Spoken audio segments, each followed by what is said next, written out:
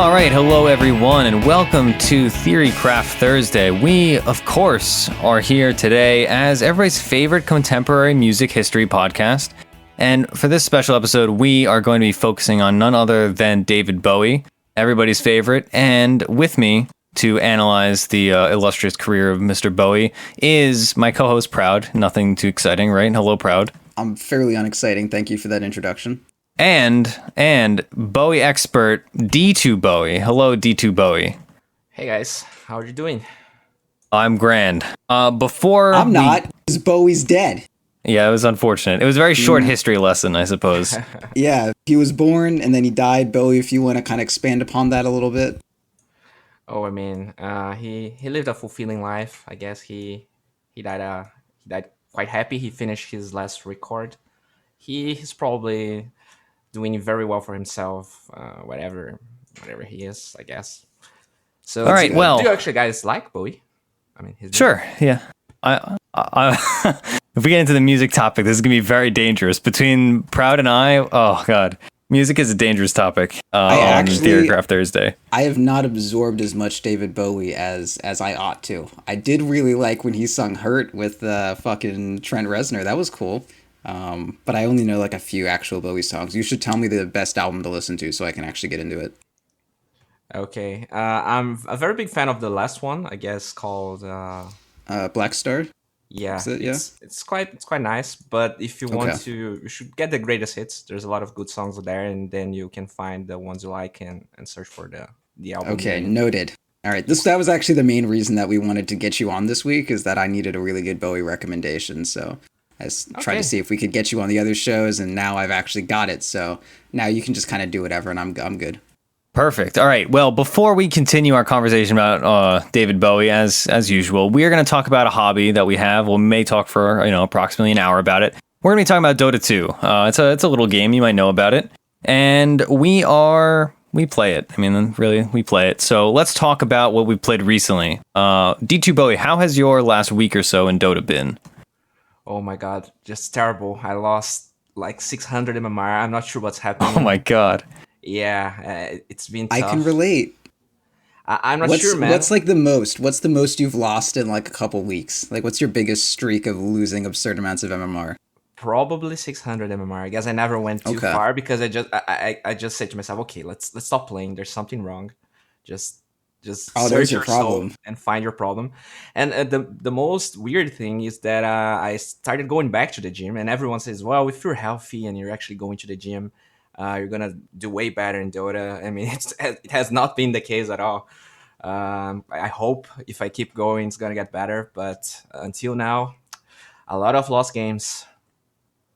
What are you what are you mostly playing?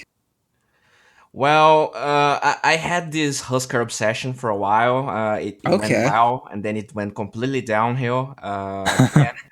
Then I said let's play mid, and then I started playing a lot of Queen of Pain. Got some MMR back, and I just try to pick whatever it's available. But I've been focusing a lot on the off lane. I said that Underlord in one of the podcasts. I said that Underlord's probably I've been playing him too. I just played an Underlord game also. He's so good. I mean, but I don't win. He's so good, but he just doesn't win games. You know what I mean? Like, I always feel like I do great, but I just never get that W. How's your item build? What do you go for? Normally I go for like mana boot, wand, buckler, and that sort of thing, and I kind of just get the mech early, and I'm like mana boot, mech. Sometimes I get hood if I need to, but pretty much it's just kind of like straight into like Greaves, and then a couple games I've been going for Atos, sometimes just because I needed it, but also I've just started to be kind of into it. But it's mostly like Greaves, Atos, and pipe and that sort of thing, and like blink when I can afford it. Yeah, that's pretty much what I go for. Do you get ult level 6? Depends. Most of the time I don't, because I'm normally just like trying to stomp my lane as hard as possible. Because like once you get all those points in Firestorm, it's good. There's a lot of damage. It's great. Yeah. I mean, I mainly focus on trying to defend every tower, and when I have mech, I try to maybe win a fight with my team and just push, because I feel like he's very good at defending, but he's actually very good at pushing when you win fights. So I just try to make my team fight whenever I can. Yeah. And that's usually when I can win. I feel like he's just kind of bad against split pushing heroes in general. I mean, you have your the thing is, you want a great fight and just get towers and then get Roshan. And sometimes if the enemy team split pushing very well, it gets hard to actually have your whole team with you. Because it's almost impossible, right, to lose a fight if you have like a mech and max your aura. But sometimes, I don't know. I feel like my main issue with him is like, normally what you want out of an offlane is not really what Underlord does. Like, there's an Abaddon and people know how to pick around Abaddon, but if you play an Underlord and you don't have a 4 that's like, you know, a Slardar or like a Clockwork or something like that, you're really missing a lot of that initiation, or like just you don't have like a blink stun or whatever. And if you don't have a team that does have any blink stun, then you just have like your entire initiation is just Underlord using Pit of Malice, and then Jug Manta's out, and then nothing happens. Yeah, that's true. Yeah, I just played an Underlord game, and I also, admittedly, I think it was my second ever Underlord game, because I just like have no interest in this hero. But it felt fine, because I felt like the perfect hero that game, because I was playing, safe lane was a Spectre, and mid lane was an Alchemist on the enemy team. So I was like, all right, great. Percentage-based damage for these heroes. They're both melee cores. They're going to be in this stuff. They're not good against roots. Both don't really want to build BKB if they can avoid it. And I felt all right, but I definitely am bad at Underlord, having not played him much, but I can see the potential of the hero. But it does feel very like, I got a bunch of items, I had great farm, even though I messed up my lane a little bit, but then I just kind of couldn't transition and like force action and all that against these really tanky heroes that would just get out of all my stuff. So, I don't know. I also, in that game, I went Guardian Greaves, Force Staff, Solar Crest, and then I forget what I was building. Crest too. Crest is awesome one. Yeah, Crest is super good. You can just siege by yourself, I mean, and let your carry down, and you're okay, I'm just gonna push here. If they ever initiate, you guys do something, and if not, we just take a tower. Yeah, the big thing was we got styled on by a Rubik, and it turns out Rubik's really good against Underlord, and also like Rubik was just like the perfect pick that game. But he would just steal all my abilities perfectly in order, and like Underlord's, is not like a Tidehunter, right? He doesn't have a spammable spell. Like, that doesn't matter if Rubik steals. Like, anything Rubik stole from me was going to be amazing. And your cast animations are long, so it's not hard for him to, like... you can't identify the right Malice, right? Exactly. Oh, yeah, they look exactly the same. That was the big issue. I remember we were sieging high ground at one point, and Rubik had put a Pit of Malice down. My own team was getting caught in our Pit of Malice over and over again, because it was, like, right in front of a tier 2, and they thought it was mine, and... Oh, God, it was catastrophic. One question. If you ult, can he steal your ult right away, or it needs to proc? No, I think he can steal it right away. Because, like, when you ult, it replaces your ult with a second skill that's to cancel, kind of like how Puck gets Q and then, like, Jaunt. Jaunt doesn't replace... No, like, Rubik Lift. But Rubik never steals a Rubik skill, so you never be in that situation. But like when Rubik lifts, your throwback down is like the same button, but you could still, in theory, I guess, steal lift as soon as you cast it.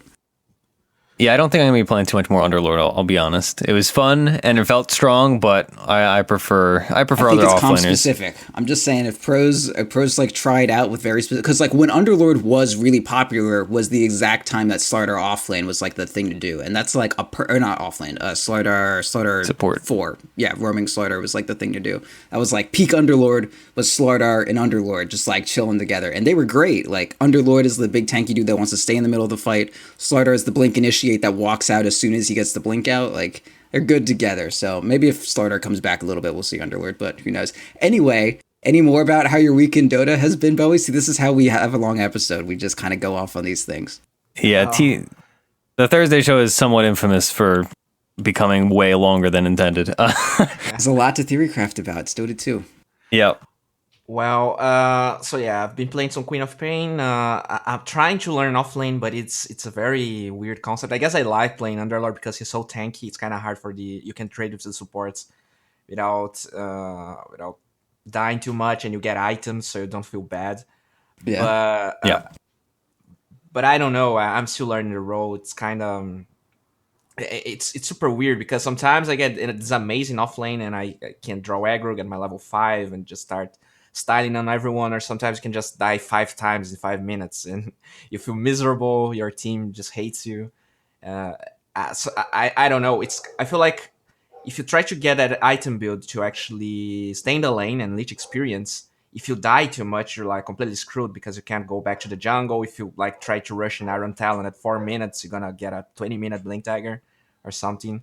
So it's something I'm still learning. I feel like Underlord is just an easy offlane in the sense that it's hard to lose the lane. You can die, but you're still gonna have items and it can be kind of useful. So maybe because I'm super bad at offlaning, I like the hero. I will say I have not lost a lane on Underlord at the very least, so I definitely would agree there. Yeah, I certainly tried, but even I didn't lose that lane. Proud, how has your last week in Dota been? Actually, it's been going absurdly well. I think I'm like 9-0 in terms of... Oh no, I just lost a game. I played against KBBQ today. For the one game that I played, someone randomed PA, and hey, guess what? They didn't have any fucking idea what to do. And then someone jungled Wraith King, and guess what? They also had no fucking idea what to do. And we were against a Tinker. God. So that's kind of how that game went. And I was Lone Druid, but then someone randomed a PA, so I had to play it off lane. But I did kill Korean Barbecue a few times, and he complained about my bashes. So that was a special event for me. Did you tell him it was you? No, at the beginning of the game, I was like, please spare us your Venomancer, because he was talking about on the summit how he's been playing Venomancer. And that's about it. Yeah. I use my secret name. I don't want my secret to be revealed or whatever. So that's fair. You don't want to get scouted. Yeah, I mean, Juggernaut's the hero with the mask, but okay, he was playing Juggernaut. I guess that joke didn't really work out. I was going to say Juggernaut was the hero with the mask, but I was the only one who was anonymous there, which would have been a hilarious thing to say. But no, I didn't mention that he was playing Juggernaut, so that didn't really work. But yeah, I played Druid. I killed a lot of people. It was very fun for me, but Druid is still not an offlaner. I can confirm that is not what he does. Is that all you did? What else have you done? What else have you played this week? I've played a shit ton of Sven. The conversation we had about just not dying, I've been really working on that, and because that's how like me and Roland came up with that segment. And then after I was just like, you know what? I gotta stop fucking dying. And also realizing that gold just doesn't matter anymore. Like no one has ever had more than 600 GPM in a game, like ever since 706 hit. And I just haven't been dying, and I've been winning every game, just not dying. I've been like playing carry or mid Queen of Pain, either one, and I just don't die, and it's great, and I kill everyone, and the world is awesome. Just don't die, don't ever do anything, just farm your items, and then once you hit your like beautiful peak at 32 minutes, you kill everyone. It's great. Boy, yeah, I'm on a podcast with 2 Queen of Pain players. She's good. Foreign territory to me. No, I mean, the Queen of Pain that I play now was because I watched fucking Bowie's video. So she's actually legit right now. She's actually. Oh yeah, she's super good. SCCC plays her like all the time and wins literally every game. But yeah, I mean, like the video that you have was good. I mean, I was playing her when 7.0 came out, but I didn't really know what to do to keep playing her. But yeah, I mean, it's just you don't need to upgrade your boots, get double nulls and wand, and then you get Veil and Lincolns, and keep buying clarities, because that's how Dota 2 works now. You just buy consumables all game long. Yeah. By the way, I was starting to think about this. Do you usually get the talent at which level? Do you max Blink before getting the talent, or do you get the I get my talents on the level, I think. Maxing Blink is definitely good. I haven't really thought about it too much. I'm not like that much of a co-op player, so I'm not really like going into the nitty-gritty of everything, but that does actually sound pretty good to do. Yeah, because I usually got the what point do you get Blink max? I guess is if you got level 2 dagger in the lane, you're gonna get level 13. You can max Blink and get a level 13. Because then you have extra 2 points. So yeah, is that right? It's probably level 12 or level 13. I've been trying to mess around with it. I feel like actually getting the talent is better than the Blink, because even if you have max Blink and you just jump, sometimes it's just about you actually bursting the other person instead of you blinking and having another cooldown to get away, So, yeah. I mean, to go in and out even with Blink max, that's still 6 seconds, right? Yeah. And like if you don't have that extra health, I mean, you're killable in 6 seconds no matter which way you like swing it. So I'm pretty sure that's the way to do it.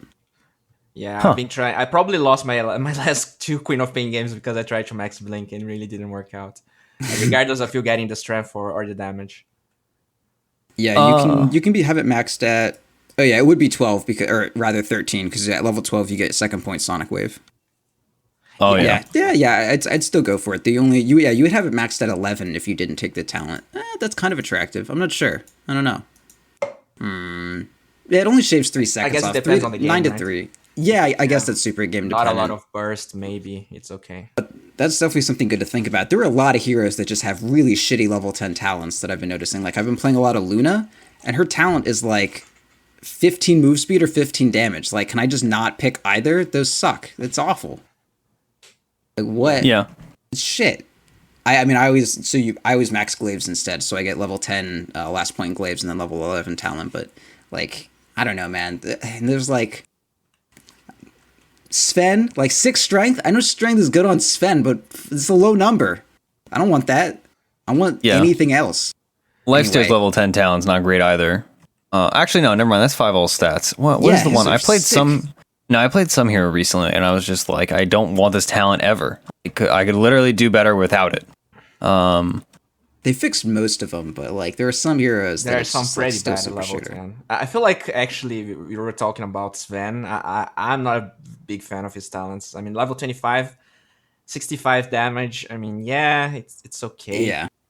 But it feels it doesn't like synergize with him in any way outside if he's a carry. Like it's not even, like, oh, plus 30 strength, which is multiplied by your ulti. It's just like, you want damage? I'm like, okay, like sure. And hey, can we level on how stupid evasion talents are? Is that an opinion you also share? Yeah, I feel like they're very strong. By the way, do they get removed by Silver Edge? No, I don't think so. They're kind of like Dragon Knight's Elder Dragon form. Like it just when you skill them, you just like get stats, and they're not removed by Silver Edge. I'm pretty sure that's how Dragon form works. But yeah, it'd be like if you skilled stats on like back before they had talents. You could skill up stats. Like Silver Edge wouldn't remove that, right? So it doesn't remove your talents. Yeah, I was actually going to say it was like Silencer's passive, but it actually gets removed. Yeah. Right? Yeah. So another different thing, I guess. I think his int stays, but like the ability to gain int might not. Dota's hard. Don't ask questions like that. Yeah, it's so bizarre because I know they changed something about the passive, but now that you said, maybe you just don't get the intelligence, but you still keep the roll. Yeah, you definitely keep the stats. I know that for a fact. That's one thing I can say with certainty. But yeah, there are a lot of weird things that like you keep the stats, but skilling the talent gives you like a stat increase, but that stat increase is then tied to your character, not the skill itself. It's weird, but I don't think that anything from your talent tree gets blocked by Silver Edge at all. Yeah, especially like some of the really niche talents, like like some of the specific ones. What's a good example? Like Spell Lifesteal on Co-op, maybe. Yeah, or like Earthshaker -2 cooldown on what's called Ground Pound on Enchant Totem. Like if that got removed by Silver Edge, that would be so like game breakingly confusing. Like even regardless of the actual balance, it would just be so confusing if Silver Edge removed your talents. Yeah. If there's one primary theme of Theorycraft Thursday over the last 2 months, I would say it's that we hate evasion, and we probably rant about it for a solid 15 minutes per episode. So I'm glad you're in the same camp, because if you were pro evasion, you would probably be gone. Sorry, go on. It's not like I hate the evasion, but I do consider it pretty strong, especially on Sven. I mean, 20% evasion on a strength hero that gets strength with his ult, that only pretty much builds strength items. It's like very very strong, and there's not a lot of heroes that like to go MKB, right? Especially when they nerf the item. Yeah, but everybody has to. All right, before we get into our segments, I'll do my week in Dota real quick. I have been playing nothing too exciting. I played all different heroes this week. I played that Underlord game, which sucked. I played some Ember Spirit, which was fun. I played against a Visage mid. That has been a hot topic of contention in our Discord server, and because I used to be, all right, so I'm still very against it. I still think it's bad for a regular player, but playing against a Visage player who's playing Visage mid is fairly scary unless you like make the game go late, because it doesn't scale. But I will say I scouted this guy that picked Visage in this game, and his last 17 games were Visage. And he played it mid every single time and all this, and he played in a 5-stack every time. So he was definitely a specialist, and I beat him in lane and it was fine, but it was once he started going to team fights, it was way good, like with that fast medallion and Atos. So I still don't respect it. I still think it's bad if you're not a Visage player, but seeing it in an actual game in practice was pretty scary. I will definitely, if I ever go against Skrunk or Lil or Gothier, I'll definitely be banning Visage. Because, boy, yeah, the 2-minute medallion is pretty wild to play against. Yeah, there's this very famous streamer in Brazil. He pretty much only plays mid Visage. And I've played against him, and it's so annoying because you actually win the lane. He has this terrible lane. I was playing co-op, so it's very nice. It's a very good matchup because you can just take the passive. But at like 10 minutes or 12 minutes, he just stuns you with those very fast familiars, and he just explodes you every time. So kind of is forced to go BKB. But if you don't get greedy and actually go BKB, it's kind of underwhelming because the Solar Crest doesn't work on you. The stun from the familiars don't work, so you only need to like position yourself, and it really doesn't scale that well unless your team like feeds him a ton of kills. So you just need to be careful with that. Yeah, our issue was they just played around it really well, and it was a 5-stack game, so they were coordinated around it, which made it even scarier. But they had a Earthshaker and a Sand King, so they had blink stuns to line up for the Visage familiar stuns. So it was just like if you got caught by any stun that came from thousands of range away, you just died. Like it was truly miserable. The only other thing that I've been running into all week that has been consistent in my games has been Necrophos. And it feels like people almost are playing it now. It feels like almost every game there is some kind of Necrophos. It's a support Necro, a mid Necro, an offlane Necro, a safe lane Necro. Somehow this hero is in all my games, and it is absolutely miserable to play against. Even though like they've changed it so it doesn't prevent buyback now, it just adds time. It sucks to play against. It's just not fun. And somehow the hero always gets farm, and I'm just having so many Necrophos issues. I still it just defies all reasoning when I see Necrophos. I'm like, right, we're beating the Necrophos. He's shut down. He got no farm and off lane. And then suddenly he has like Brown Boots, Blink Dagger, and a wand and like a Windlace. And then you get ulted and you're dead for an hour. And it's just, oh god, truly, truly miserable. I did lost to a Necrophos today. It's so, it feels like he's a hero that you feel like needs farm, but sometimes just his presence. I mean, the regen. I guess the regen buff was very strong. Yeah, he kind of has 2 lives every time. The healing's just like super strong in pubs. Not, I would say OP, but that's a bit of an exaggeration. The Necrophos I played against today went Brown Boots, Wand, Blink Dagger, E-Blade, Dagon. Or no, he went Dagon 1 and then E-Blade and then finished leveling the Dagon. Yeah, and Dagon like Necros. Literally all he would do, because he had a super mobile team. He had a Spectre and an Alchemist on his team that went Shadowbladed Alch, and they would just blink on somebody and pop them with that. And then like I had fights, I was playing Underlord, who's very tanky, and immediately you're just dead. And it was incredibly not fun. It was incredibly not fun. That's funny to mention Alchemist for the second time, because I feel like I never see Alchemist in. I think that was the same game. This guy, yeah.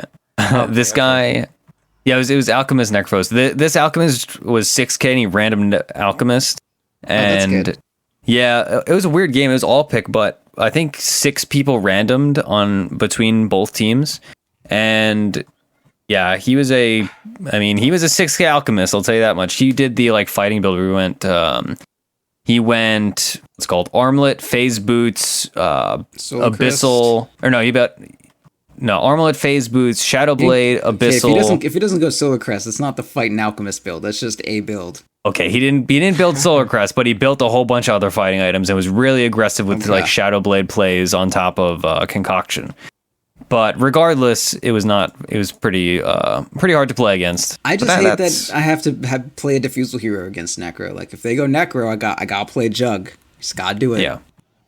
Anyway, that's enough. I'm tired of you. Yeah, that's been my week. Let's talk about, so this week, we're going to talk about, learning from replays, or like, watching other people or yourself, whatever. Exactly. From replays. All right. I'm not the host, Sam. Can you? You're not. I was ready to transition my thing, and then you took my spot. I'm concerned. Being that we have Bowie on the show, Bowie's specialty obviously is watching replays and making videos out of replays, specifically analyzing pro replays. And we talk about this all the time, right? When people ask us how to improve, that is the primary way you say it. You say, all right, play games, then watch the replays of those games, or watch replays of better players playing the heroes you like, stuff like that. but we've never really gone in depth into how to watch a replay and what to look out for specifically. So we wanted to pick Bowie's brain. I say that as though he's not in this room. Bowie, what do you, when you're watching pro replays, we'll start with pros.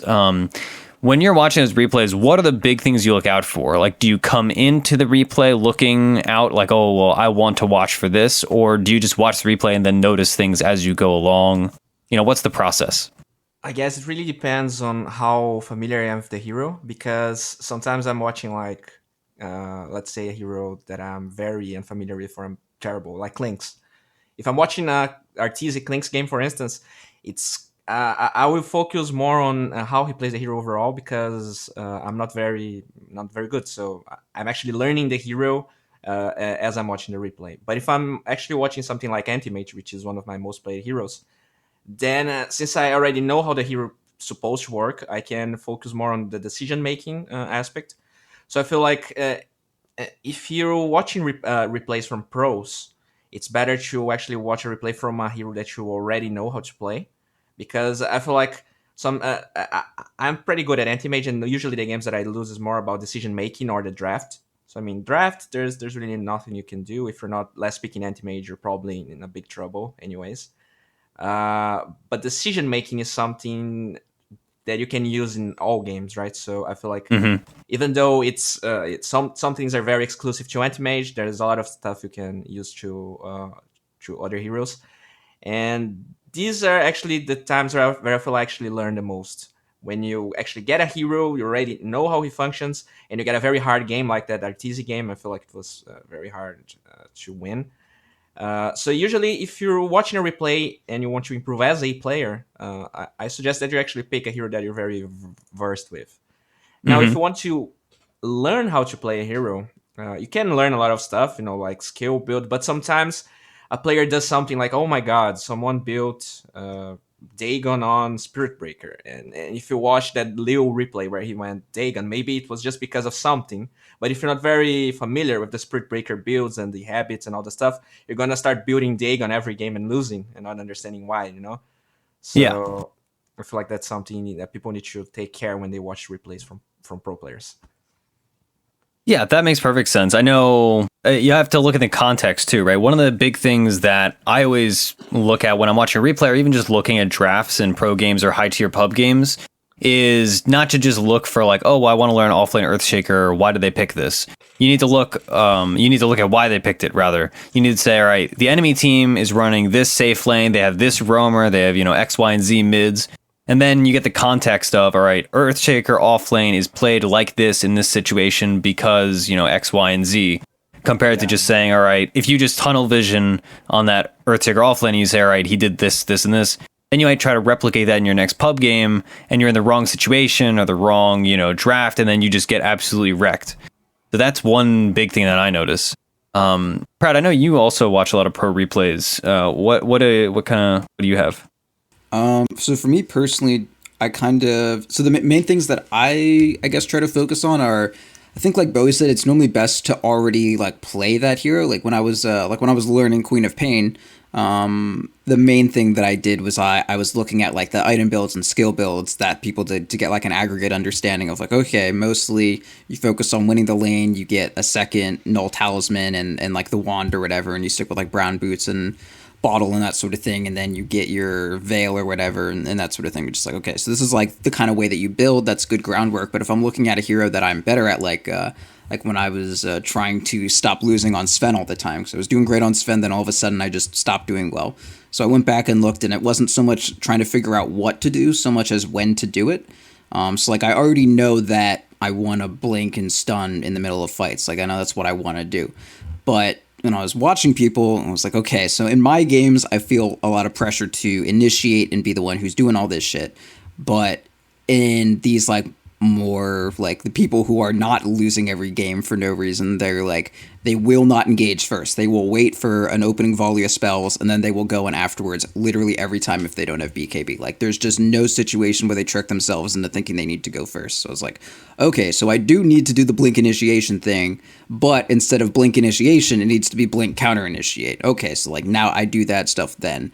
And then, you know, watching someone with anti-mage is like, oh, when it's not like, should I have my Manta and should I use it when split pushing? It's more like, when should I use my Manta when split pushing? Like, take the wave all the way to the end, make sure you're not about to get like blink silenced on, and then use your Manta. Don't just like Manta in the middle of nowhere and then get silenced, that sort of thing. So like, I think it's best to know like what you need to do.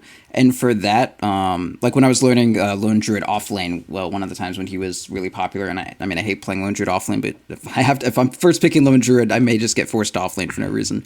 I would like go to replays and I would just like watch anyone who was playing the hero at that, you know, at that time. So I would just like specifically watch the laning phase or something, or specifically watch, you know, some other phase like that.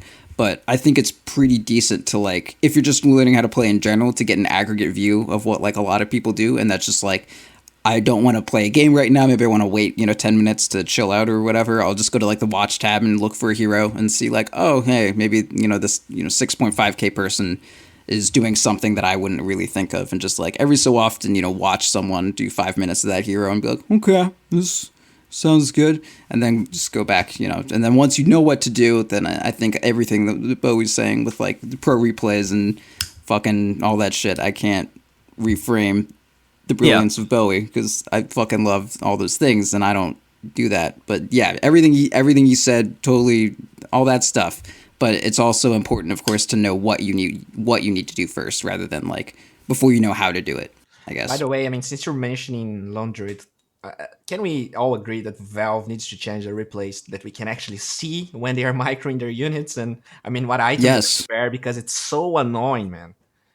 Yeah, whenever I'm doing Lone Druid player perspective and I'm like trying to figure out how these people actually move their units around, I'm just not allowed to know. I'm just not allowed to know how other people micro. It sucks. It's secrets. Yeah, well, I want to know it. That is how secrets generally work, isn't it? All right, so I've actually a follow-up question to this that is something that I feel strongly about, I suppose. If you're going to watch a pro player and learn from them, would you prefer to learn from them in a pro game, like watching a pro game replay, or watching that pro player in a, you know, high tier pub game play that hero, right? I mean, personally, I usually, if I'm watching a pro player or like a high ranking player on a hero I want to learn or want to refine, I will watch them in a pub game instead of a pro game.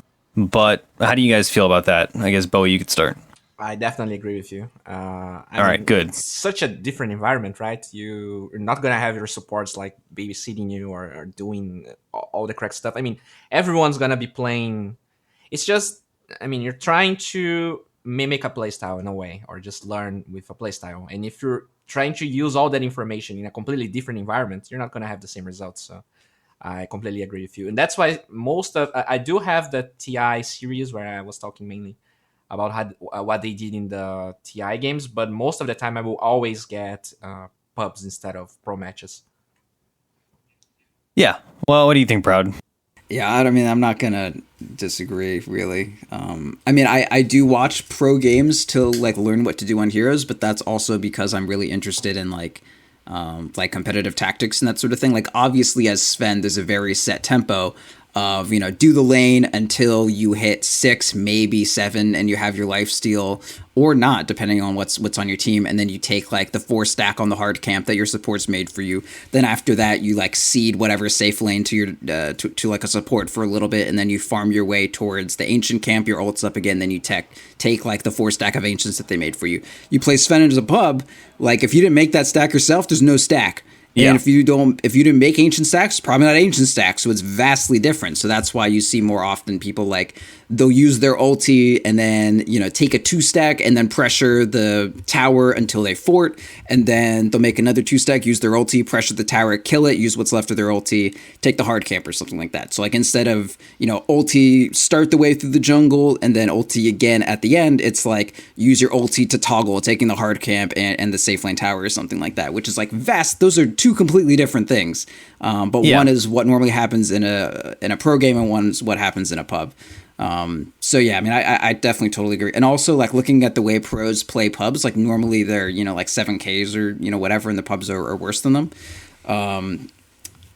That's always like crazy interesting, because when people say like, okay, I'm better than this bracket, how do I leverage how much better than I am from everyone else to get out? Like, here's replays of people doing literally that. Like, this is how you play the hero to carry your team through fucking hell. Like, this is how you do it. So yeah, I definitely really like watching that for sure. That's why, I mean, I troll the fucking watch tab in Dota a lot. Honestly, that's like a great resource to be using. I guess one exception of what I said is about playing support. I feel like if you're playing support or offlane, there's a lot to learn actually watching pro games, because I mean, like the wards and the movements, they are usually more refined when you're seeing professional games. So maybe if you want to learn when to ward, how to move, it can be a good idea. And also, I mean, there's not a lot of good. I mean, at least I do take a lot of the stuff from YouTube because it's just faster than actually recording the entire game. And there's not a lot of resources on supports when you look for support heroes on YouTube. You're gonna find like Miracle playing mid Rubik instead of any other support hero playing Rubik. So yeah, that makes sense. I agree with those points. Like I look at the heat maps for Observer Ward. Sorry. Sam, all right. Would you? I wanted before we get to another topic, sir. Yeah, I was continuing the topic, but that's okay. I think what you were going to say is worse than what I was going to say, so I just kind of wanted to cut you off there. I also just wanted to say that. Okay, now I kind of lost my train of thought, but it's fine. Yeah, I bet you did. No, it's fine. Right.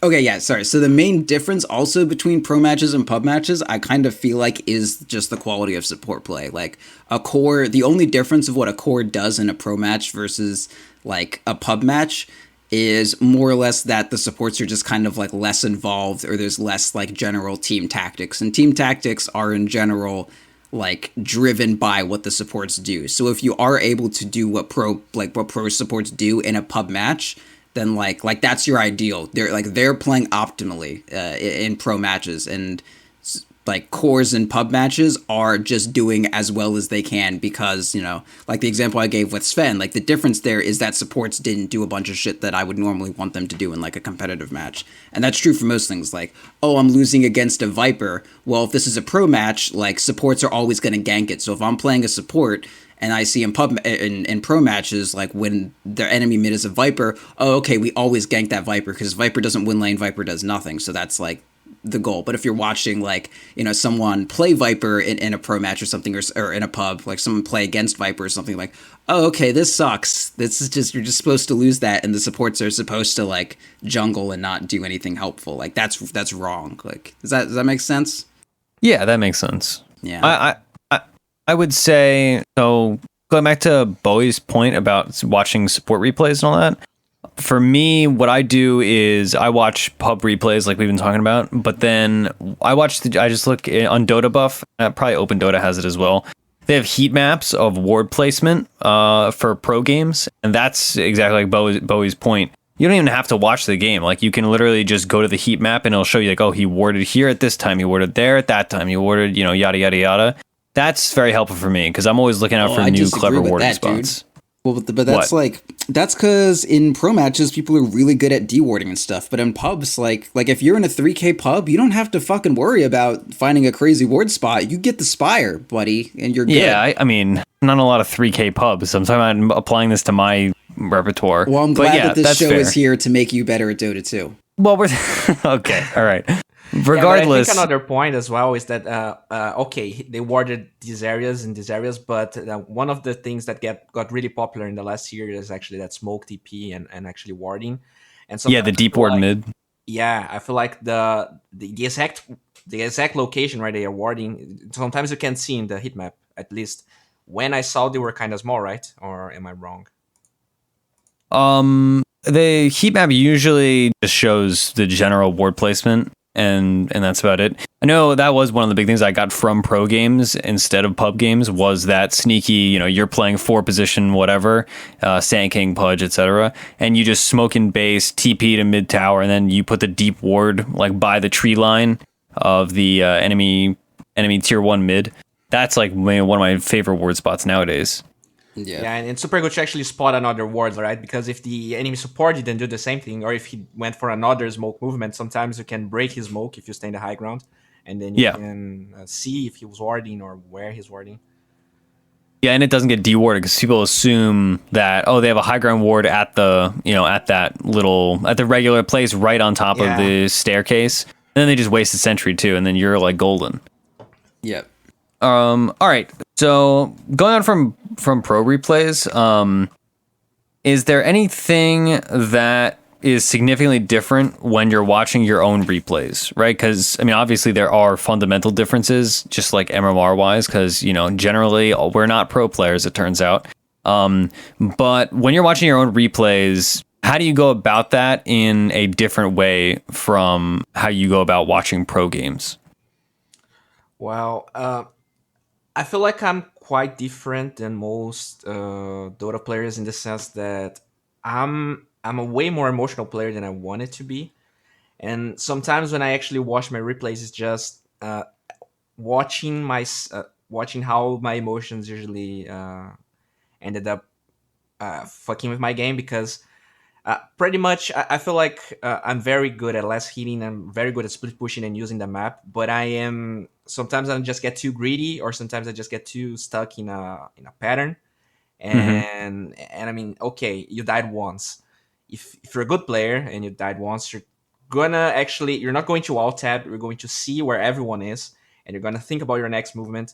And sometimes actually it's just reminding me, okay, well, if I did an alt tab and just went to my Facebook on cell phone and actually kept watching the map, seeing what everything was going, I would actually TP to the best lane and kept split pushing without dying. But no, I was like just stubborn, and then there was like creeps hitting my tier 1 top, and I TP there, but I didn't saw that everyone was missing, and then you get ganked twice, and then you just kind of tilt, So sometimes actually watching my own replays is just trying to get out of this pattern of I feel like sometimes it's just laziness, you're like playing Dota but you're not trying to improve, and then when I watch the replay I say, okay, well, I need to work on that. And it's mostly like reminding me myself of some stuff that I do know, but it just repeat. It's kind of, I feel like I know most of the time what I need to do, but I'm lazy or just stubborn. Yeah, well, it's always the classic Dota thing, right? Is you notice everybody else's mistakes because you're not making them. But when you watch a replay, you notice your own mistakes too. Yeah, agreed completely. I am definitely liable to do that exact thing on a regular basis. Proud, when you're watching your own replays, how do you go about it? Do you like have a specific goal in mind at the beginning, or do you just kind of like see how it takes you? Every cool fight I had, and I just watch those and then close it. Yeah, you're just trying to build confidence. Mostly. I honestly I don't watch my own replays, which is bad. Yeah, no, I okay. don't. I'm glad that you clarify that it's replays in a while. I'm glad that you clarify that it's bad because that's what we always tell viewers or listeners to do. Oh, it's no, it's not good. I'm a very fragile man, Sam, and if I I also kind of know what I like. I don't make excuses for myself in games. I know when I lose, it's because I'm fucking up. Most of the time. So, I know I fucked up. I know, baby, it's all good. I know I fucked up. I'll do it right next time, though. Something that I really feel like would help everyone improving is a better tool to actually watch your replays, because sometimes I'm like, okay, let's watch some replays and see what I did wrong in this game. But you just lose a lot of time, looking for your deaths, because there's no way, okay, let's watch all my deaths. I want to watch 30 seconds before every death I had in this game.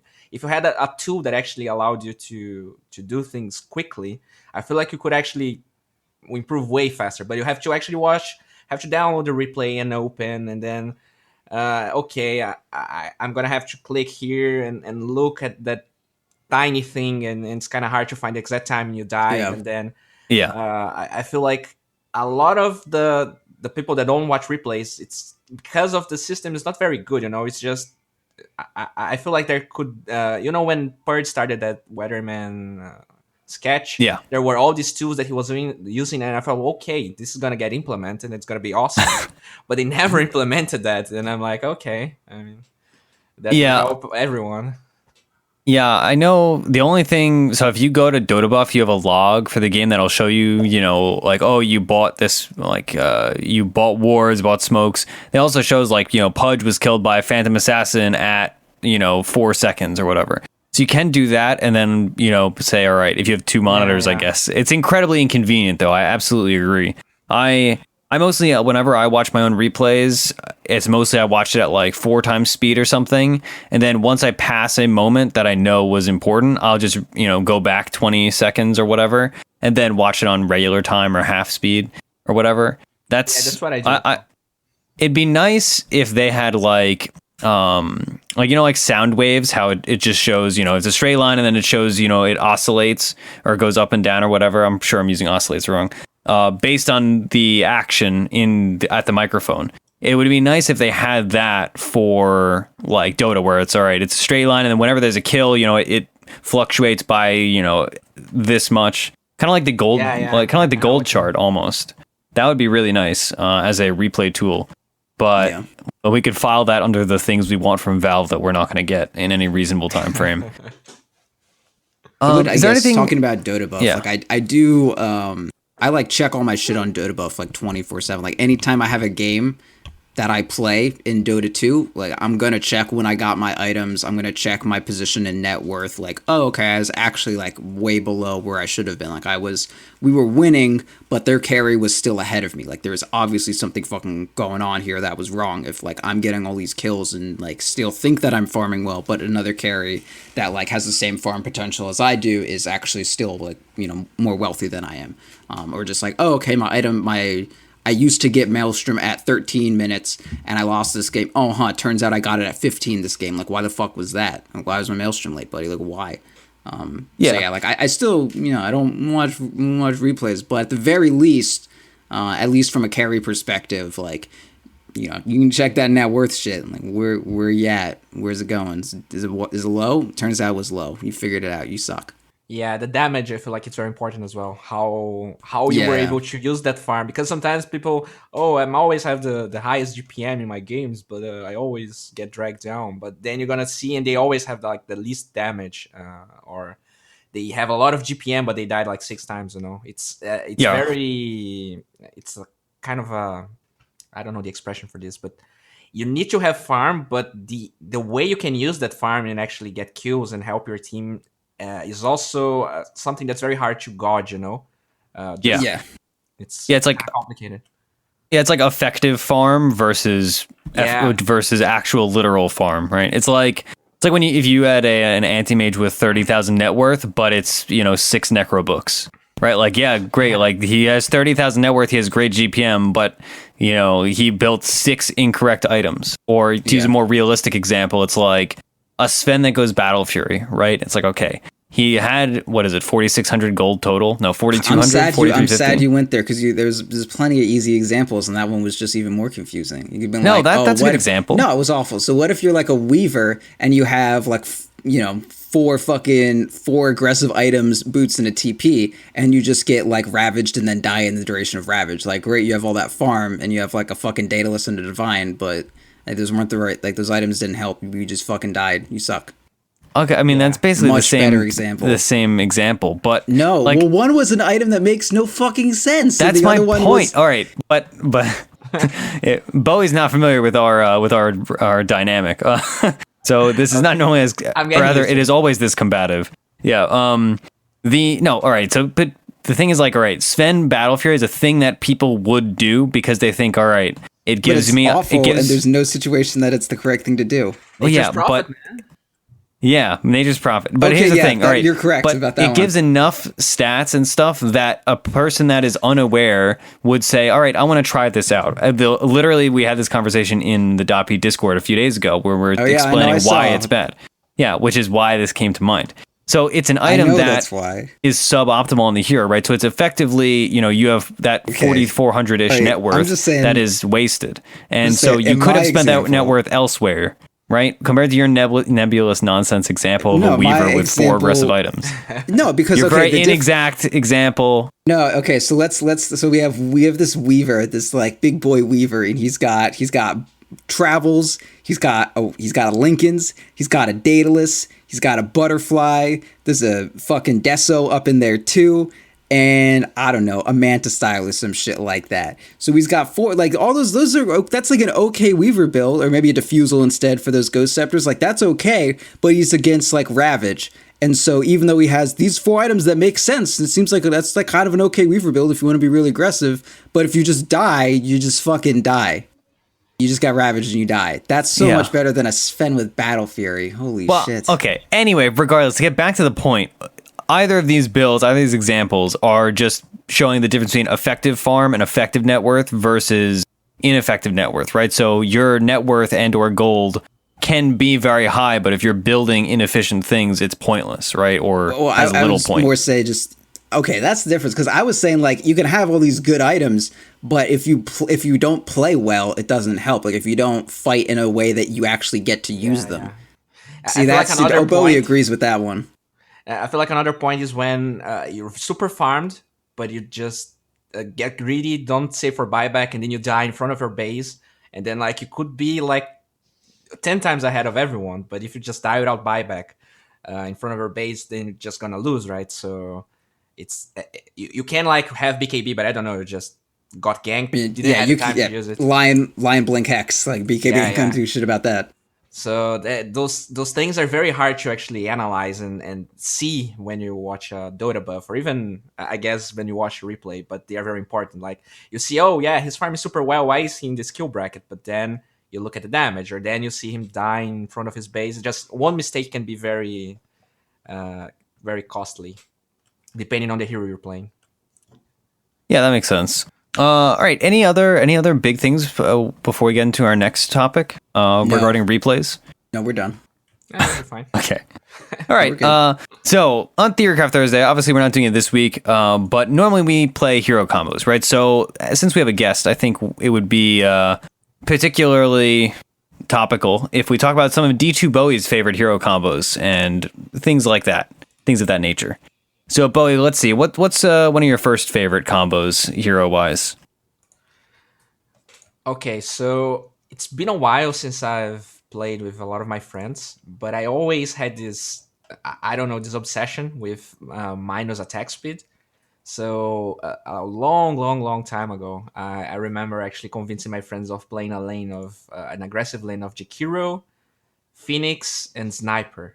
And it can be seen retarded when you just look at the heroes, but if you're facing heroes like Terrorblade, or I guess even Lifestealer at the point in Rage, it doesn't last for a long time. I don't know. I just love that combo so well, because you just won your lane because you had so much attack speed that no one could fight with you, and then you just take the lane with Jakiro and you just snowball. I always like these tri-lanes that actually has some push. So Jakiro and Lashrak are 2 heroes that I really like when you go with these aggressive tri-lanes, because you can actually leverage the winning the lane and getting towers. So this is usually when I mean, it's kind of silly, but when I'm just playing with friends to have fun, I feel like it's a good way of actually winning the lane and then winning the game, because sometimes you win the lane, but you have those 3 heroes that are kind of useless later, and then you just end up losing. Yeah, that's cool. So I've actually been wanting to play Leshrak, or at least fit him into games, but have not had the team comp to do it. The whole Leshrak Jakiro thing sounds really interesting, actually. I mean, that's all I got. It's really interesting because it does have a nice synergy. It's 2 different combos, The Jakiro is with minus attack speed, and usually when I get Lash, is about setup. So I would say to anyone, get Bane, or get ready for this, support OD. And then you had the setup, so you have Lashrak as a actually combo, and then I would pair up with support Gyro or Koto. I feel like Koto, if you don't have the OD, he has the mana. So OD and Koto are like the mana of the lane. And then you just push with Lashrak. I love these like crazy combos. Yeah, I kind of like the idea of trying out like an OD as like more played for the aura, like as a mana battery kind of deal. That sounds cool. So strong, man. So strong. It's once it's got a few points in it, like a well scaling core, like like Lesh is a pretty good example. Will actually just have infinite mana. Like that's kind of solid.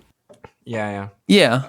I mean, but the thing about OD aura, right, is that you're getting the effectiveness from the aura anyway from a core OD, right? Like if you're playing a support OD or like the Slasher's Way offlane OD, your levels aren't coming as fast, so your aura like mana battery style isn't it isn't as synergistic. I'm not you don't have saying those it's levels. the best thing in the world, but I'm saying I would like to experiment with that.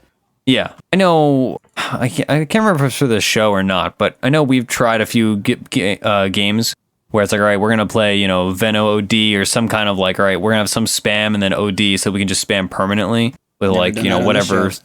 We definitely didn't do it on the show, but we've done it at some point somewhere, or at least talked about it. I remember convincing my friends of trying to 5-man mid with Venom, OD, Luna, I guess. I don't even remember the other heroes, but it went terribly bad. We couldn't even take the 2-1 at the beginning. And then we were, I mean, they're not very skilled players, I guess. I mean, they have there were 2 1Ks and 1 2K. So we constantly got picked apart, and we eventually lost it like 90 minutes because the enemy team actually ended up pushing our mid lane instead of we being able to. We got the tier 1 at like 10 minutes. We were like everyone level 5. And we lost miserably. Yeah, that sounds. That does not sound like a fun way to lose. All right. Well, let's see. Do we have anything else? So, how does that transition into the game? Right. If you're running this combo, it again, like you said, it is one of these win the lane and then win the game combos. Like we always talk about, there are certain combos or certain matchups where you win the lane but lose the game. What's like the general game plan if you're running that combination scaling for the whole game? Like, are you just trying to take all outer towers and then consume farm and take an early Roche and then like high ground and then like all that kind of stuff? Or I mean, I feel like you can take pretty much all the outer towers if you win the lane consistently. So you'll have a Leshrac that will probably have what's it called? The skill that actually damage towers. It's Diabolic Edict. Yeah. So you can, provided any of your other lanes don't lose that badly, you can just go with those 3 heroes and just keep pushing, maybe secure a Roshan, and eventually win the game. I mean, if you have the other combo that had Sniper, I mean, he scales pretty well, right? So you don't need to force anything, but you can also siege if you want. He can attack from pretty far away. I guess the only problem with that build, with that combo, is that the Leshrac is actually the support, so it would be. Actually, no, he's the carry. It's Slash, Bane, Coddle, or Lash, OD, Gyro. Gyro being the support. By the way, what's your opinion on Gyro as a hero? Do you guys? He sucks. I like him. I feel like he's only good as a support, to be honest. I feel like a core, he's so underwhelming. Yeah, he sucks. I don't think he's that bad. I think he's good against Visage mid. Oh, because he can. I mean, not the matchup, but he does kill the birds, which is nice.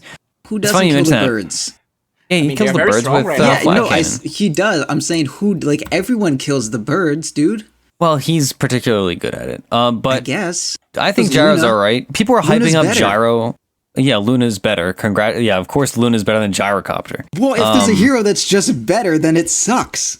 No, I mean Luna is better at killing the birds because you need to be close, right? That's true. Nah, depends how many bouncies you got. Yeah. On the topic of Gyro, though, I don't think he's great by any means, but I think he's playable. I don't think he's like god awful, trash tier. I like Gyro support is interesting to me, but honestly, I've not seen it work. I don't think. Like I've seen it be really annoying, but that's about it. Because I mean, I've been thinking about it lately, and they buffed the time that the missile takes to get to the enemies. Now you can build Ados on sports because you just go 2 bracers. Yeah. I mean, and he has a magic amp talent, right? It's actually Let me see how. It's 6% at level. He has 10. a whole bunch of like support-esque things. Yeah, it's not great. Okay, what are his other talents? I mean, you can get that 3 homing missile charges at 25 talent. Yeah, that'll do it. Yeah, nothing's great. 20% support depending on their level 25 talent. Well, and the 20% cooldown reduction. Yeah, level 20. That's a stone's throw away from the game start. I mean, if you get an iron talent, you can probably farm that in like 40 minutes, right? Yeah, no problem.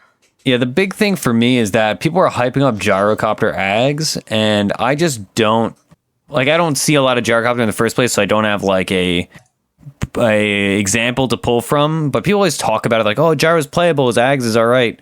Man, it just sounds so very not good. Yeah, I don't know, man. There was like good for a while, but I don't know. There was the shrine change, and I guess that pushing is now better, right? Because after at that time, pushing was super hard, so gyro maybe was better because no one was pushing, so you had to fight, and he's pretty good at it. But now that you have all these cores that push towers like Troll and Lifestealer and Drow, he feels very underwhelming. He's super bad at pushing. And I mean, he pushes better with Vags, but when are you going to finish the item? Yeah, I don't disagree. It's just, I want Gyro to work, but I'm sure once he does work, I will regret it and hate Gyro in a week once he starts getting played a lot. I just feel like all of the attention Gyro is getting is just because he's not getting play, and people want to make something work, but it's weird and it sucks, and he's bad, so he just doesn't. Okay. I'll take it. He has some very nice cosmetics, right? Yeah. Oh, so man. Cool, but who's gonna play it? Yeah. The new one is pretty good. My gyro looks pretty dope, I'm not gonna lie. All right, Bowie, let's see. Well, what's another combo you've got on deck? Like a combo, like a tri-lane combo, because I didn't understand if it was like a tri-lane combo or just two heroes. Your composition. Yeah, just any hero synergies you like one of the ones that we did that I was most in favor, or rather one that we did I was most proud of was we did like a tiny mid with Bounty Hunter, just because Bounty Hunter is super good at like prowling for the kills and getting like a nice track off, and then if Tiny knows where a kill is, he can like, run over and blink to it and get it. But alone, it's a little harder for Tiny to like go for the kills like that. Okay, yeah, just like any cool core synergy, even like a safe laner and an off lane, that kind of thing. I have a very two heroes nice you'd want on the same team. All right. As you guys know, SG is the very popular team that got known in Brazil, but their biggest enemy, I would say, in Brazil was Midas. They're in a very big slump right now, but they were pretty good before Kiev. And there was this game that I casted. It was actually a tournament. It was the finals, and they played Arc Warden's Larder. And at that time, Arc Warden was completely forgotten, and everyone that played Arc Warden went for they never actually get the attack range talent, and they would focus on actually dealing magic damage. But they used the Arc Warden, this Larder, Corrosive Haste, to actually get vision, and then they would get like Dragonlance, the attack range talent, and you could like destroy everyone, because the problem with Arc Warden is he needs to get in the targets, and he's kind of slow. He doesn't attack from very far away. And they just demolished SG with that combo. They ended up losing, but it was not the Arc Warden was not the problem. Their Enigma died without buyback, and they just lost barracks. But I felt like the combo was super good. Any reveal hero like Bounty Hunter or Slardar with Arc Warden and actually getting attack range is pretty decent. Sounds cool. That sounds good. Your attack range goes to what with those two? It goes to like 850. Oh god, yeah, that's 865. Jesus Christ. That's and you have two heroes, and they attack faster because of the magnetic field, and you have slows. It reminds me of it was like when at the sniper troll patch, Alliance's big thing was they would do Loda on a carry Slardar, and Pycat would play sniper, and all they would do is just like Loda would find someone, put amp damage on it, and then just the sniper would just right click it like 5 times from across the map, and it would just like die every time. Yeah. Huh. I really like this. Yeah, no, I'm into it. It sounds good. So on Arc Warden, this is like a little bit of a tangent. On Arc Warden, do people actually go from Dragonlance to Hurricane Pike just in general, or is that like, do people replace it in the late game? Because you could, with that Slardar idea, right? You could Hurricane Pike them and then be shooting them from forever away. Yeah. Yeah. I feel like they did Hurricane Pike more when it wasn't so nerfed. I feel like now people are going for the Maelstrom into Blink Daggers or Blowstorm.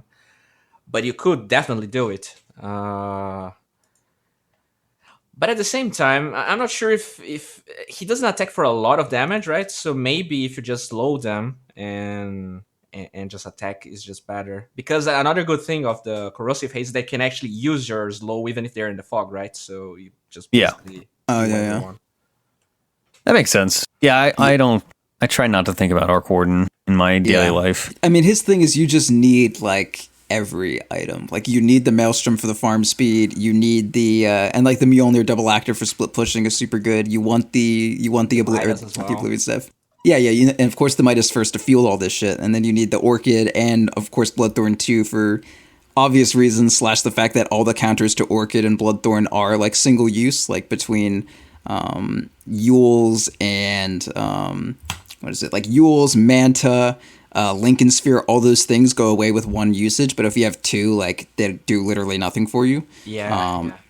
And then you also want Shadow Blade for your like escape tool, and the fact that if you have like the double backstab damage, that's really good too. Like there's just so much you want on Arc Warden, and then you also like, and double force staff is also fantastic. So the Hurricane Pike is great also. Like you can force staff yourself away, summon your double, and have your double force staff you, so you get away from like anything. Like that's super good and cool.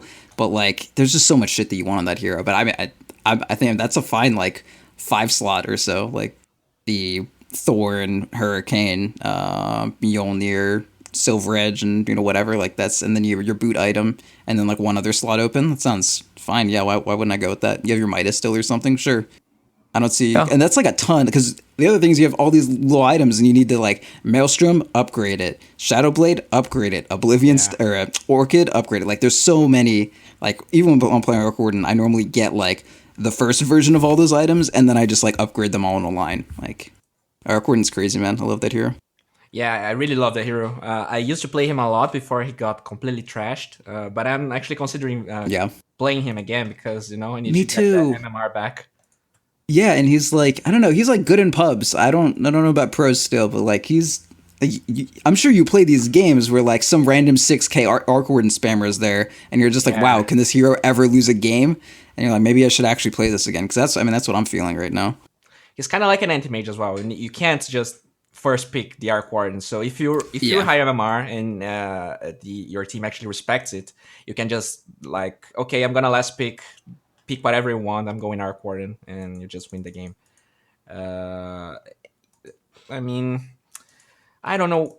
What do you prefer him, mid or safe lane? I would say mid. I just haven't really played him safe lane much. And all my experience with him is mid. But I think right now in this patch, like the general role that he plays, I think you would want him safe lane, because you like the mid, especially now that it has the extra like creep, you need a mid that does shit in this patch. Like you can't have a mid that's AFK farming. That's why like even Alchemist like kind of does shit in that his existence forces the enemy team to like focus on him, but the enemy team, like they can gank your mid once or twice, but then like if you need another 10 minutes to get up and running, like the enemy team can just win the game while your safe lane that's missing a creep that you had in lane this whole time is like a Juggernaut who's level 10 who doesn't have this level 2 ulti yet, and then your team just kind of dies in a team fight while you're like trying to farm up your second whatever stupid item you need before you get your 4th item, and then you can fight. Yeah, and I feel like because of the extra creep, you actually want a hero that can get the last hits. And I mean, Arc Warden is so bad at it. That's terrible. You don't want to get 2 Wraith Bands on him because you want the Midas. So I do the Aquila immediately. Like I start with like Wraith Band and the branches or whatever, and then the first thing that I buy is just finish my Aquila up, and then I get up to like 18 damage or whatever, and then it's like not too bad. But yeah. What do you do on PA right now? Because I remember you talking on the Tuesday Q&A that you like PA, but I haven't played her since 706 hit. I usually went for the PMS, double branch, and I rush. Okay, so you play her mid for the most part? Yeah, I always play her mid, and I always play her to counter invokers, because, oh my god, it feels good. But I've been watching, I guess it was Black playing him in mid, and he didn't even go boots. He just he got the PMS, and then he got a Blightstone, and then he got the 2 blades of attack, and only later the boots.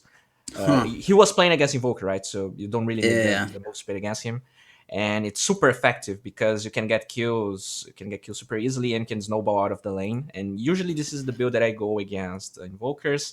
If I get ganked, if I die the first time, I get a Magic Wand and then go back to the lane. And I just get, I don't go Aquila on her anymore. I just get the raindrops and go for Dasso into Vlads into whatever. Do you do the bottle? No, I don't. I used to do. I felt like it was strong, but I guess if you're playing against like a co-op or a hero that really needs the bottle, it could be good. I always felt like, okay, I mean, she doesn't really need the bottle, but sometimes denying the bottle is more important than actually using the bottle effectively for your hero. Yeah. I'm always kind of... Sorry, go on. I mean, last time I played PA mid recently was against Alina, so I was like, I need the bottle because not only do I need the harass mana, but I also need the HP regen potentially. Yeah, I like bottle PA. I stopped doing it for a while, but now I'm back into it. Yeah, I mean, when Shrine was out, then of course it wasn't going bottle because who needs a bottle if there's a Shrine? But I don't know. I'm always like, because I mean, the Deso first is definitely the way to go with mid PA 100%. But like, I feel like you need something to get your health back a little bit on PA, and. Yeah, I don't know. With the Shrine Gun, I may go for it. I'm not sure. I haven't played. I feel like since I always pick against a good matchup, I always have a good lane, so I don't need to, the Vlads. But if you're playing against Alina, for instance, that's a kind of you can get kills, but it's a way harder matchup than Invoker. So you can go Vlads and just farm your way into that. So yeah, I guess there's. I'm an anti Vlads PA person personally. But. Oh, I was super against it, but I don't know. It just works. I don't know. That's like that's the only valid defense, because if there's no reason, because it sucks and it's shit and it shouldn't be good, but some people do it like the way. All right, I don't mean to go on to this tangent, but like when people started going Vlad's PA, it was mostly when like QO was doing it right. His PA mid at TI 6, I think it was. And he actually only went it in like certain matchups, and for mid PA, I agree that it's okay. It's safe lane PA that you never go Vlads on, like never fucking go Vlads on safe lane PA. But it's just like if it was a game where you had to go Poor Man's Shield, which is almost every game these days, he would go it. But there was any game that he could avoid it, then he would just like skip it 100% of the time. But that's for mid, like that's for I do agree. Mid PA most of the time it's good, yeah. But later, I started seeing people going Vlads again. I guess Burning went Vlads on a game. I guess it was Manila Masters. People just started building Vlads. I had the same opinion with Ursa. But a lot of pro players go for the Vlad. I guess maybe because of pushing. I guess that's something... She's not very good at pushing. And maybe I can see it for just like team aura and that sort of thing. But yeah. I don't like it, especially with her talent. Like, okay, so one of the main reasons that I just like hate the Vlads is one, like she doesn't need like lifesteal is not her survivability. Like it's the lifesteal is like nice for farming or whatever, right? But when it comes to fighting, like she has such a small health pool, and the way that lifesteal comes into effect is like you have taken damage and you are still dealing damage. But PA is a kind of hero where like if you are taking damage, you're leaving. Like you jump in, you deal your damage before you get punched, and then once they start punching back, you gotta get out. So like lifesteal doesn't really help you out there. And also like her health pool is just so small that if I want survivability, like I would also want to be increasing my health pool. But she has the level 10 talent for the plus 150 health now, so like it's not as big a need, I guess. But I don't know, man. I guess maybe I have one argument that Vlad is good, because you could say, well, Satanic works way better, right? It gives her HP. At some point you get Satanic, I guess. But she's such a time-independent hero. I feel like you don't want to be playing PA after like 40 minutes. And the Vlads maybe helps you actually win the fight and sieging time before the enemy comes back. And it's just like that little push that you can actually secure a lane maybe and get enough advantage to actually win the game. Maybe. Yeah, no, I'm totally willing to accept the like, this lets you hit a very specific timing, and yes, it's suboptimal for like a 90-minute game or a 5-minute game, but for the 32 or whatever that you're aiming for, 28 or whatever, like it's totally great. But and like, so for the general PA, like the way that PA ends a game, in my opinion, is normally at the point where you have like Phase, Deso, and then like Abyssal and BKB, right? Like that's your end game. But if you have Abyssal, I feel like Vlad's is pretty much worthless. Like the health regen on Vanguard itself, like I would rather just have a Vanguard than a Vlad's in most cases, because that's going to go into my Abyssal, right?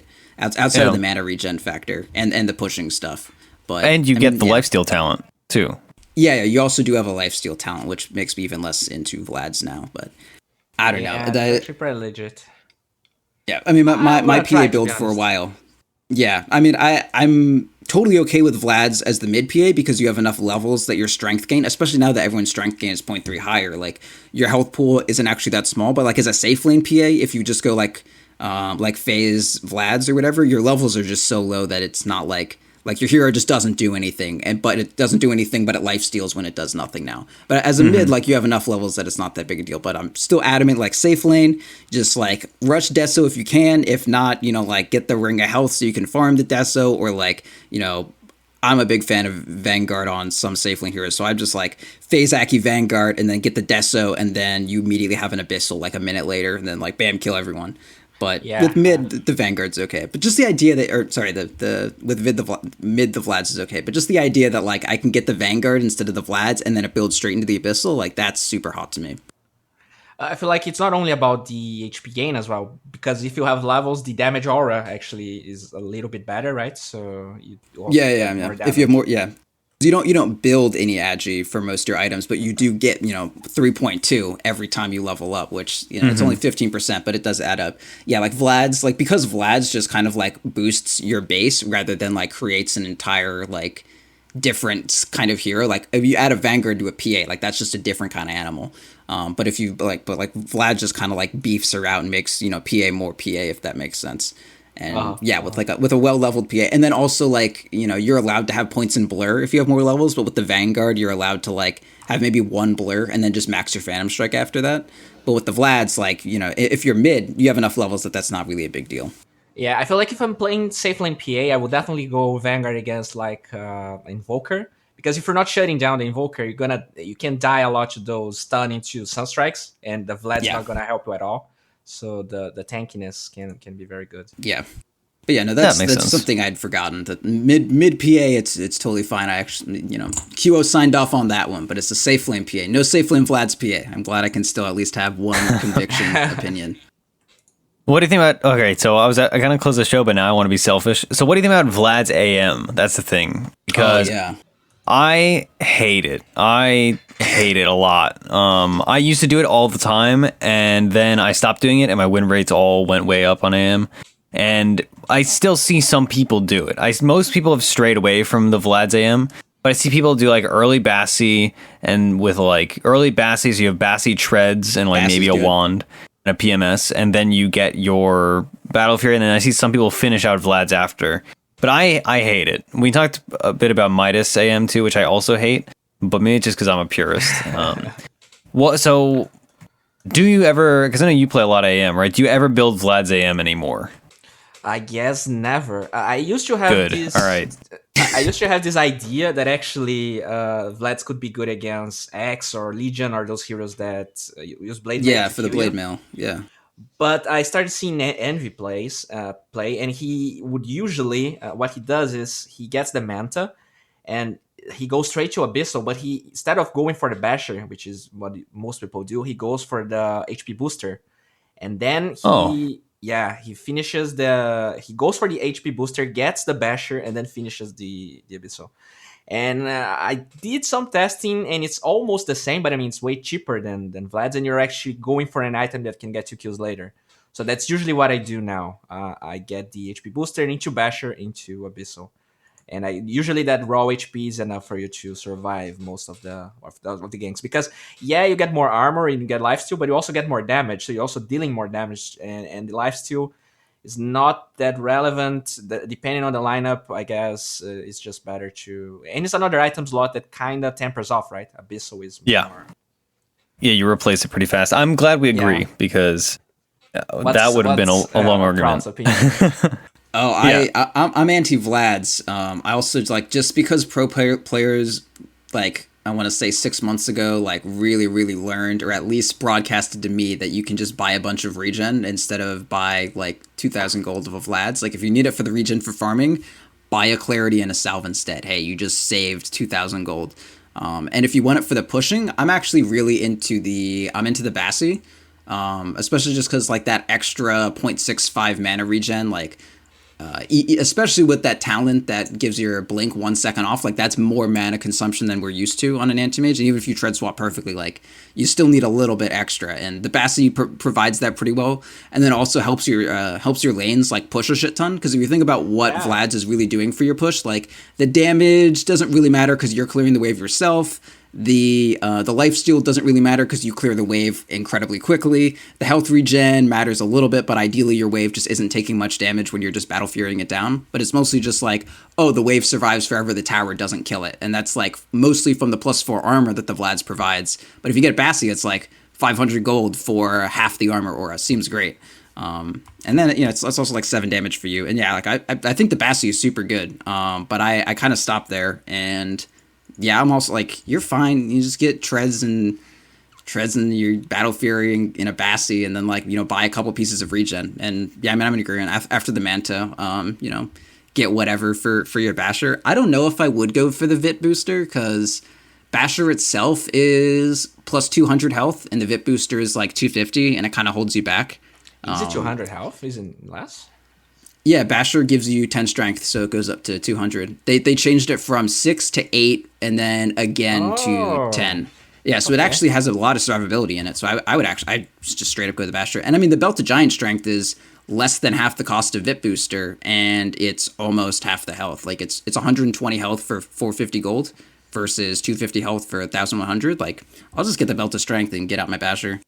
Yeah, I guess makes a lot of sense. You can make a point for both. We're talking about the Bessie, but you can also go for raindrops, right? Depending on the damage. Oh yeah, that's another great thing. Yeah, I mean, if you're going for the Battle Fury and treads, like your other item is a wand, and then you got like 3 slots to work, or rather a TP, and then you have like 3 slots to work with. So sure, yeah, get the raindrop for sure, and that's also the time before you have max points in your mana shield or your magic reduction shield damage thing. So raindrop is still super good before that thing's maxed out. Yeah. All right, well, I'm glad we got to probe Bowie with our questions on top of our regular topics of discussion. I'm going to hop into the plugs real quick. So Bowie, of course, Poor Man's Shield is good on AM. That's for sure. All right, so first of all, our guest Bowie, you can find him on Twitter at D2BOWIE. His YouTube channel is, of course, also at D2BOWIE. And he has an Indiegogo that's running right now so that he can get to TI like we're going to TI. So hopefully we'll see each other there. And you can find that if you just Google D2BOWIE Indiegogo, or look up D2BOWIE in the Indiegogo website. It's very easily found. So support him on that. We would love nothing more than to see D2BOWIE at TI with all the rest of us. Normally we talk about giving me money, but today we want to talk about giving D2BOWIE your money. So do that instead. Like, I know normally you give me money, but this time, why don't you give D2BOWIE some money? Okay, you can continue. An equivalent trade. All right. And other than that, you can find us on Twitter. I'm at Ursinity. Proud is at Proud Dota. Our show is at .p_show. Our website is defenseofthepatients.com. What else? How do you spell underscore? Underscore? It's like the thing below the hyphen. That's it. You mean above? No, below. I mean, it's above on the keyboard. Is your keyboard You're right. Fucked up? You hold shift. I don't know. I don't look at my keys. All right. Well, anyway, I did right as you said that, so. Yeah, I also did, and I was like, I can't tell which is which, so I just give up. It's like a bizarre form of dyslexia where you just can't tell up or down. Yeah. All right. Other plugs we have. We have a YouTube channel, youtube.com/.btv, and we have a Twitch channel, twitch.tv/.ptv. I can't speak today. And we on there are streaming, in-houses Wednesday nights at 9 p.m. Eastern. They're actually ongoing as we speak, as we record, rather. And I suppose we're doing both, speaking and recording. We stream the we stream the Tuesday Q&A on Mondays at 9 p.m. Eastern as well. That's where if you'd like to be a live caller for the Tuesday show, you can pop in on there. And we also just randomly stream pub games from various hosts. So it's fun. Other than that, we have other plugs, but I'm not going to do them. You can find them. Are you casting anything soon? Well, I was actually considering playing like veggies with a bunch of people, but those guys ended up actually being they joined an organization and they're actually doing pretty well, so they will be playing. So I actually plan on casting the regional qualifiers. Oh, nice. Yeah, are you guys? Oh, that's awesome. Something? And do you do casting? We cast in-houses just for fun. We usually only cast the first series because we record Theorycrafting Thursday during our in-house time, so we can only make the first game, unfortunately. Okay. But we might play in qualifiers. I don't know. We're not we are not with a team at the moment. I'm not casting anything, but I would be more than willing to play. Sure, yeah, we'll see. We're not sure exactly our plans, but if we do play regional qualifiers, I'm sure it will be streamed. Either way. Anyway, I think we'll close it out now. If we do play, then I will definitely hit you up, because at least you have similar versions of what Anti-Mage should be building, which is, I think, what most teams start about. Like, Kuroki walks up to Matamba Man and he's like, what's your Anti-Mage build? Matamba's like, oh, it's this, and then they make a team. Yeah, basically. I mean... Okay. Pretty sure that's how it works. I don't think I could be on a team with somebody that is pro Vlad's AM, honestly. I think it would tear me apart inside. Bowie, what's the next hero that we're gonna see coming out of you? What are we looking at? A video, or I mean, me hyping? Yeah, like, am I gonna see like Zai plays Treant Protector in 60 or 706C? Like, is that what I'm looking for? Or what hero am I looking at? Like, what you get next? I'm gonna be honest. How do you play Morphling? Can you find a Morphling? Can you do that? Because like Morphling's getting some play, but what are you with Morphling this patch? I don't know. I mean, nobody knows. I actually searched a few replays, didn't find anything interesting, but you guys actually mentioned Necrophos, and it's probably going to be the next video. That's actually a good idea. Oh, man. I have no idea which lane I'm going to do, because, pretty much people play him in every lane, but maybe mid, because I heard a lot of people hyping the mid Necrophos. So we'll see. Yeah. There's a dude who spammed Necro to like 7k mid or something like that, so I think that's at least viable if you're that one person. Yeah, Attacker was playing a bunch of it too, if I recall correctly. Although I don't know if he's playing it recently, but I remember watching him play a whole bunch of it, and it was gross. And Waga played it. I'm glad that we figured out how Bowie's going to make his content, and we're eagerly looking forward to that commission. Exactly. All right, well, again, as we close, thanks for coming on, D2BOWIE. And this is actually, I believe, your final show of the week. So thanks for coming on all our shows this week. It was very fun. It was super fun, man. I really enjoyed it. Yeah, great. So... on that note, consume his content, consume our content, support the both of us, and goodbye, everybody. Give him money. Remember to give him that also. Please do that. That would dollars.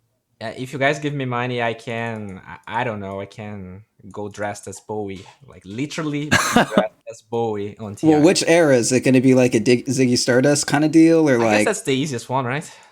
I think it's the most recognizable. Yeah, definitely the most iconic.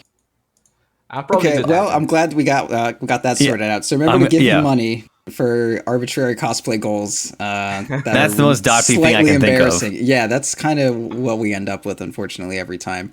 But all right. In the true .p spirit, that's where we ended up. Yeah, so give him money so he'll do something for your enjoyment or whatever. Okay, and make content, more importantly. Anyway, that's all right. The other thing. So this will finally close it, for the love of God.